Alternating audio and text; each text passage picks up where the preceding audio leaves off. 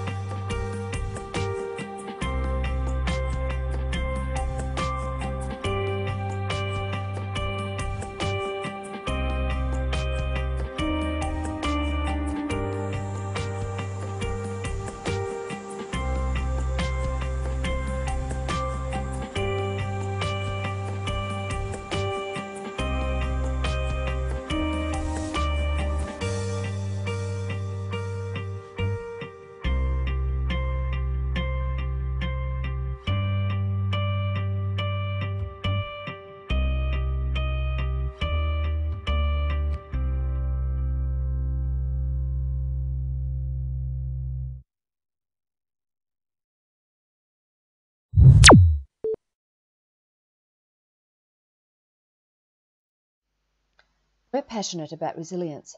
When it comes to extreme weather events in Queensland or the possibility of an emergency animal disease outbreak, it's not so much a matter of if, but when.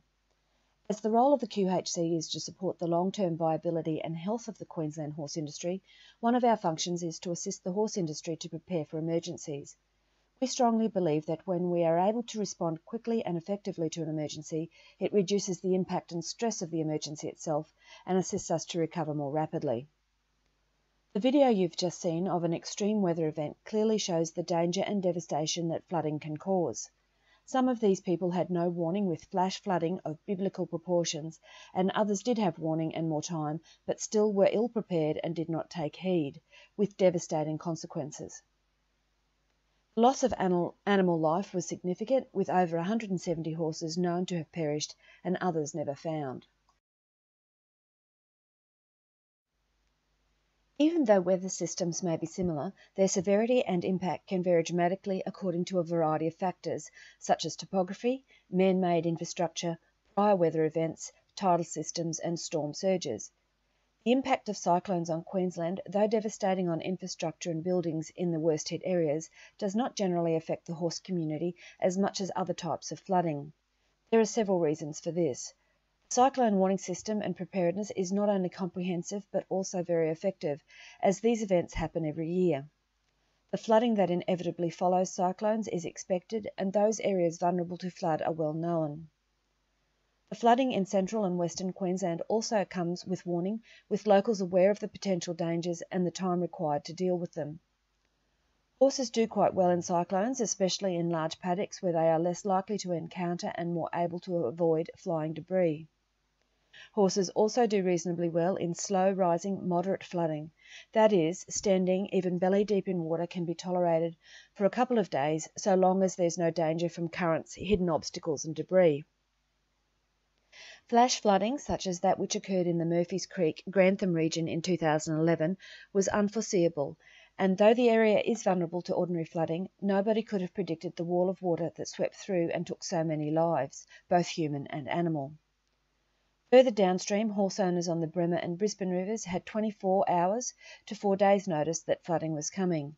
In some cases, people had no idea that their property would flood or were complacent about the effects that it would have. As these events are the exception rather than the rule, we hope, we estimated we had a maximum 10-year window of time to address these issues before complacency returned. Research shows that communities respond more positively and bounce back more quickly from disasters if they can reopen and start operating as soon as possible after a disaster. This resilience only happens when individuals and businesses are prepared for disasters and have the ability to access resources and support that allow them to get back to work quickly. Understanding the life cycle of disaster resilience is key to bouncing back. There are 4 stages to the life cycle of disaster resilience: prevention, preparation, response, and recovery.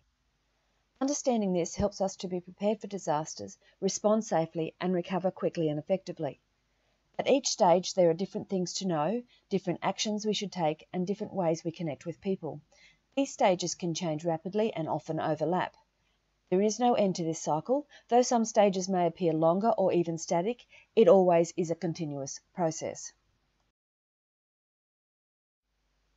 Prevention. In the case of floods, cyclones and storms, it's not possible to prevent such natural disasters from occurring. However, there are actions that can be taken which will prevent them from becoming catastrophic. Prevention measures include identification of risk, developing and implementing mitigation and evacuation plans, maintaining appropriate vaccination schedules, good biosecurity practices, and property design and maintenance.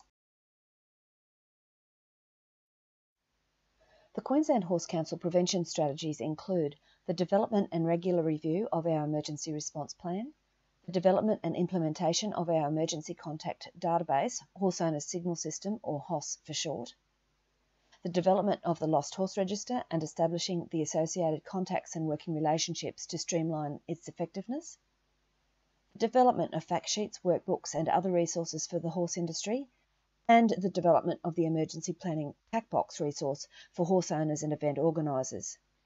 Again, this is not a static process, and with every event we learn and we improve our performance. Preparation.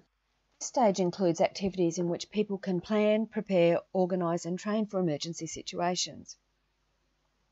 At an individual and business level, this includes tasks such as building a stay or go kit, making an evacuation plan, simulating disaster situations and appropriate responses, and discussing emergency preparedness with family, friends, employees and neighbours.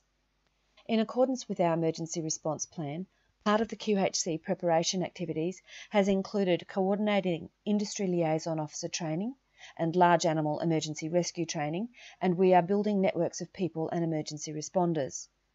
We have aligned with the Queensland Government's Get Ready campaign and distribute emergency preparation information kits when attending shows and events and holding seminars and workshops.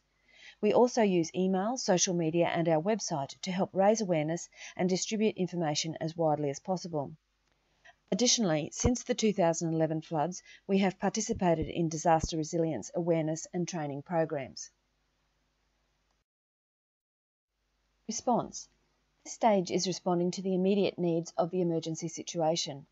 A well-rehearsed emergency plan developed during the preparedness stage enables more effective responses at all levels.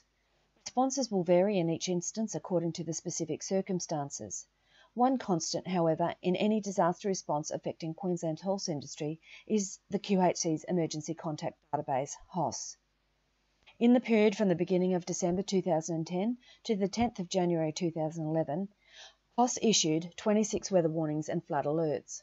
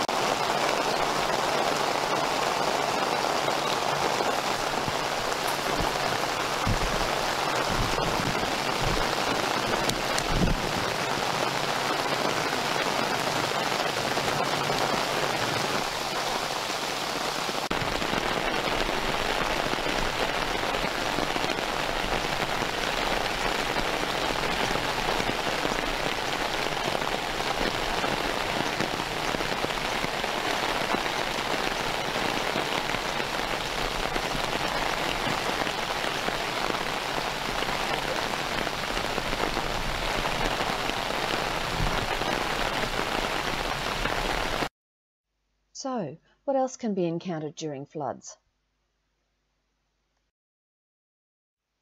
Victims and responders alike encounter the same issues. They will be sharing the water with other hazards, including wildlife and submerged objects such as fences, rubbish heaps, uprooted trees, and other natural hazards. As debris can be moved kilometres from its original place by floodwaters, there is no telling what will be seen and what can be hidden from view. There is often limited access due to roads being cut by floodwaters or bridges and roads being washed away. This can lead to people and animals being stranded and requiring evacuation. Animals in particular do not necessarily welcome rescuers or perceive them positively. Unfamiliar circumstances with strange people in weird vehicles and clothing can actually add to their stress, and it's unknown how any animal will react in these circumstances. There can be difficulties with obtaining and distributing fodder and feed supplies to stranded animals, and in the case of major widespread flooding, this can be a major short-term logistical issue. Flood injuries can be horrific and include cuts, abrasions, broken bones, and impalings, not to mention other health issues such as hypothermia and lung infections associated with horses aspirating water. Floodwaters are filthy. They not only contain pathogens, they can also be contaminated with toxic substances due to storage facilities being breached. Fuel, sewage, and chemicals such as weed killer can all be spread further downstream. Other concerns are access to clean water, communication failures, live power lines down, landslips, and the list just keeps going on. In 2011, the QHC coordinated several distribution centres, sourced and coordinated supply and donations of fodder and other equipment, implemented the Lost Horse Register. 175 horses were found dead, and over 135 were able to be reunited with their owners. This activity included scanning and photographing carcasses to record and identify horses, and has provided valuable insight into the impacts of floods. The horse in this photo was found approximately 6 weeks after the flood, lodged in a tree. We also distributed general information about hay supplies, regulations and support available to affected producers and individuals, and coordinated with the Australian Horse Industry Council for this information to be forwarded to their Queensland database as well. The support of the AHC was greatly appreciated. In addition, we coordinated with Biosecurity Queensland and the Australian Veterinary Association to arrange supply and transport of vet-only supplies. We advised government on issues being faced by industry and informed industry of any assistance available. Recovery. The recovery stage involves activities and decisions necessary to restore normality.